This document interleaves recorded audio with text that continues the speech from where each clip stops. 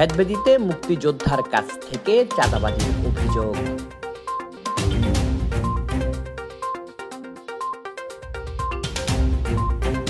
ভেদবেদিতে আত্মীয়ের বাড়িতে এসে চাঁদাবাজির শিকার হয়েছেন বলে অভিযোগ করেছেন নিজেকে মুক্তিযোদ্ধা দাবি করা সুলতান আহমদ।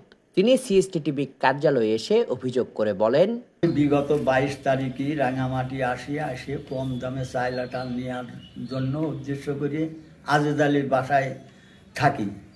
হঠাৎ এখানকার পোলাপান যাইয়ে 1-1:30টার দিকে হঠাৎ বাসায় যাইয়ে হুমকি প্রয়োগ করিয়ে আমার কাছে ছিনাইয়ে টাকা পয়সাগুলো নিয়ে নেয়। 17,800 টাকা ছিল, এই টাকাগুলো ব্যাগ হাতাইয়ে নিয়ে নেয়। এখন নামগুলো আপনার জুয়েল 1 নম্বর, 2 নম্বর মনা হাতভাঙা, 3 নম্বর সোহেল পিতা সলিমান ড্রাইভারের ছেলে, 4 নম্বর সিরাজ, 5 নম্বর আবু। এইবার আমি থানায় জিডি করি। পরের দিনকে মিন্টু আমাকে ওই মিটাইয়ে দেওয়ার জন্য ডাকাইয়ে ওখানে নিয়ে হুমকি প্রয়োগ করে। আমি বাড়িতে চলে যাই।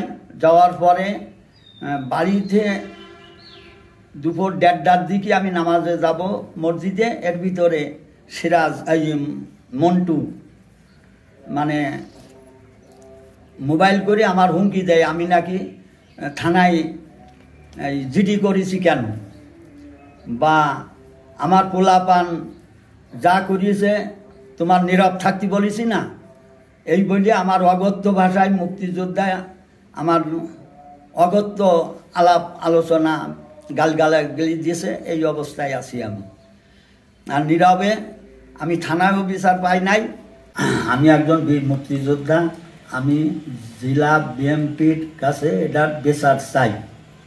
এদের মধ্যে অভিযুক্ত ওয়ার্ড যুবদলের সচিব মোহাম্মদ জুয়েল কিছুদিন পূর্বে অবৈধ সিগারেট পাচারকালে ডিবির কাছে আটক হলেও তার বিরুদ্ধে সাংগঠনিক কোনো ব্যবস্থা নেয়নি বিএনপি ও যুবদল।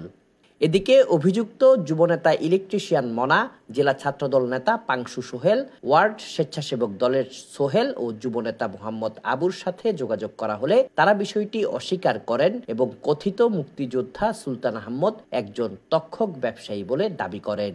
জেলা বিএনপির যুগ্ম সাধারণ সম্পাদক মাহবুবুল ইসলাম মিন্টুর সাথে যোগাযোগ করা হলে তিনি বলেন, নিজেকে মুক্তিযোদ্ধা দাবি করা সুলতান আহমদ একজন তক্ষক ব্যবসায়ী।